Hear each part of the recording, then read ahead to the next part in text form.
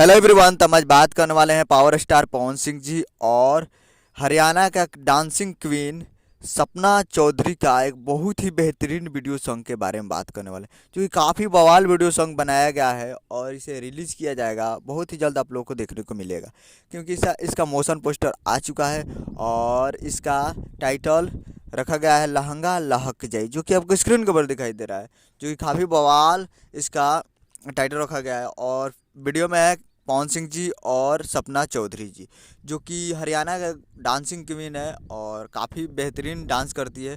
और बिहार के पवन सिंह जी है तो आप लोग जानते ही है। और काफ़ी बेहतरीन ये वीडियो सॉन्ग बनाया गया है और इसका मोशन पोस्टर रिलीज हो चुका है VYRL वायरल भोजपुरी पे। VYRL वायरल भोजपुरी पे जाइए और जाकर मोशन पोस्टर देखिए। शॉर्ट में इसका मोशन पोस्टर होगा तो जाइए और उसे देखिए।